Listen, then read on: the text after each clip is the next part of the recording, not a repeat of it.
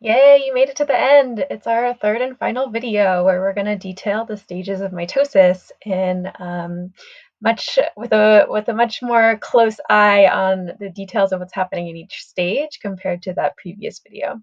So, where we ended off with our overview of the cell cycle video was we were looking at the different stages of mitosis, and we sort of just briefly introduced the names of each of these phases. So our four phases are prophase, metaphase, anaphase, and telophase. And in this video, we'll go into much more detail about what exactly is happening at each of these stages. Okay, so I'm going to back up just slightly to make sure we're all on the same page about where we're starting. And remember that before mitosis even starts, the cell is going through different parts of interphase. So we had G1, the DNA gets replicated in the S phase, and then we end up in G2. And then G2 is where we're kicking off mitosis from. So in G2, remember that all of our DNA is still in its chromatin form. So it's still in its unwound, very loose and unpacked structure. And also, since we've already passed through the S phase of interphase, all of our DNA is duplicated. So all of our chromosomes are copied, and we've got if we're thinking about taking inventory of our DNA, we would say that it's in chromatin form rather than chromosome form, and that it's replicated rather than unreplicated. And you'll notice that the DNA is contained within the nucleus to sort of keep it safe, and that's where we're going to start with. Okay, so our first stage we said was called prophase, and there are a couple things that are going to start happening, and this is basically a phase where we're sort of prepping to get prepping to get mitosis started. So one thing that maybe you'll notice is that the nuclear envelope is going to start to break down. So these two pictures are sort of just showing the beginning and end of prophase. So think of this as the beginning of prophase, and this is the end of prophase. And so you can see that by the end of prophase, we go from having a nicely formed nuclear envelope to having a really disintegrated nuclear envelope where there's just kind of our fragments left. And this makes sense if you think about the fact that our chromosomes are going to have to be divided up between two daughter cells. We're going to be pulling them in opposite directions. And to do this, we can't do that if our chromosomes are trapped inside the nucleus, right? If we're trying to get them to two different places, we need them to be able to move freely. So disintegrating the nuclear envelope, the nuclear membrane lets us do that. Another thing that's happening is that our chromatin, which is what we started with, is condensing and turning into a chromosome form.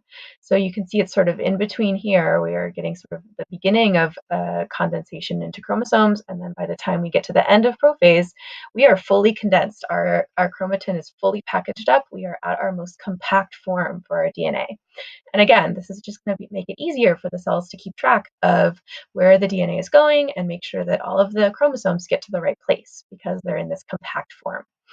And then last but not least, we have the formation of what's called the mitotic spindle. So these are sort of just tracks, sort of like arms, that are going to move around the chromosomes into the two different ends of the cell. So it's going to these spindle fibers are going to they're made up of little protein subunits, and they're actually going to connect to the chromosomes and do the actual moving of the chromosomes. So spindle fibers are going to be important for chromosome movement.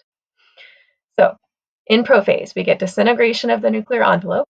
We get condensation of our chromatin into chromosomes, so we're making them more compact. And then finally, we're making our mitotic spindle, and we're making sure that our spindle is sort of set up. And since we're going to be wanting to separate the chromosomes to two opposite ends of the cell, and if this doesn't make sense, just think about the fact that if you have half the chromosomes here and half the chromosomes here, then if you divide it up in the very middle, then that's like the easiest way to end up with two different cells. So we're kind of going to orient ourselves to the two opposite poles of this parent cell. So spindles, nuclear envelope, and compacting our chromosomes. So that's prophase. And then in metaphase, this is kind of the easiest one. It's definitely the easiest one to visualize and to identify. And that's because what basically all that's happening in this phase is that the chromosomes are lining up in a single file line right across the middle of the cell. People call this either the metaphase plate or the equator, but just they're lined up in a single file line. So each chromosome is in a line, and this is sort of, it just lets the cell keep track and make sure that it has all the chromosomes and that everything is sort of like in order for mitosis to move forward. At this point as well, all of the spindle fibers are going to be connecting to the chromosomes at the centromere. So remember that centromere is holding these two sister chromatids together. So if we're looking at this one chromosome, this one replicated chromosome, we have a spindle fiber attaching to this sister chromatid and another spindle fiber attaching to this sister chromatid. So we've got spindle fibers on both sides attached to both sister chromatids at the centromere or the replicated chromosome. Okay, so that's metaphase, that lining up. And then our next phase is called anaphase. So this is where the magic is starting to happen. So at this point, we're going to pull apart our sister chromatids. So they're not going to be attached to one another anymore. So remember that each of these, they used to be attached, they used to be sister chromatids, but now that they're on their own, now that they're individual, we're going to call them chromosomes now. So this is the point where we go from having sister chromatids to individual chromosomes that will live in the daughter cells. So the sister chromatids are pulled apart, and again, that's happening because of these mitotic spindles that are attached to the centromere. So we get the pulling apart of sister chromatids in anaphase, and then finally, our last phase of mitosis is called telophase, and then we'll talk about cytokinesis in the next slide. So telophase is happening when these chromosomes that we just pulled apart in anaphase are going to they're going to like take up new residence in the daughter cell. So they're going to start to unwind again. They're going to start to go from the chromosome form back into chromatin. So we're sort of like going back to the beginning where it's going to look like what it looked like in G1. And then also cells need nuclei. So we're going to start to reform the nucleus.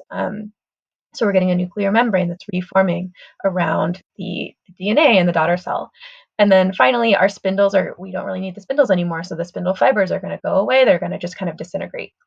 So this is going to happen on both sides. We're going to get a new nucleus over here with DNA and a new nucleus over here with DNA. And that's what telophase is, the reforming of the genetic material, the nucleus, the nuclear material. Simultaneously with telophase, the actual cell is going to start to divide. So the cytoplasm is going to start to split into the cell membrane is going to start to pinch in half. And this is called cytokinesis. And it's not technically a part of mitosis because it doesn't have to do with the genetic material, but it usually happens concurrently with telophase. So I just want to reemphasize, telophase has to do with the nucleus and the DNA and what it's doing. Cytokinesis has to do with the division of the cellular contents. So let's look at that in our last slide for this third video. So like I said, cytokinesis is going to refer to division of the cytoplasm and the organelles between daughter cells. And it's not technically part of mitosis, but it usually does overlap with telophase. This is a less exact process. I was talking about how for the genetic material, we need to have daughter cells that have exact identical copies of the DNA and exactly the same amount of genetic material as the parent cell. For cytokinesis, I mean, the organelles will have divided we'll be dividing the organelles, we'll be dividing the cytoplasm, but it's not as critical that it's like exactly 50-50 between the daughter cells. There is a little bit of a difference between plant cells and animal cells because hopefully you remember this. Plant cells have a cell wall, while animal cells don't. So they just go about it in slightly different ways, but the end result for both of them for cytokinesis is to actually physically separate the two daughter cells. So here, when we're done with telophase, we have one individual cell with two nuclei. So we've got DNA here and DNA here, but they're not two separate daughter cells yet because they're still connected in one cell. It's one cell with two nuclei. So cytokinesis will allow us to form this contractile ring between the two would-be daughter cells and sort of just like pinch them off so that they're separate from one another. And you can see this is an actual cell here. So you can see it's literally just like squeezing sort of the two cells apart until they separate into two individual cells. And then in plant cells, they can't really squeeze them apart in the same way because of that sturdy cell wall. Remember that we said the cell wall's whole thing is to provide structural support. So you can't really just like squeeze it in the same way that you can an animal cell. So instead, what we do is we basically just make a new cell wall right in between the two daughter cells and separate them that way. So here's another picture, and you can see this new cell wall is starting to be developed. We have these membrane sacs that contain cell wall material, and they're forming this. We call it the cell plate when it's sort of in process of forming. And then as it continues to develop and grow, eventually it's a full-fledged cell wall that's just completely separating our two daughter plant cells. So that's cytokinesis, and it comes um, it starts during telophase, but it's not a part of mitosis. It just has to do with the division of the cytoplasm, whereas mitosis is the division of the nuclear genetic material. Okay, you made it through all three videos. I know this was kind of a lot of lecturing, even though it was split up. So we'll be talking about this more in class and getting practice with identifying these different stages. So I will see you all soon.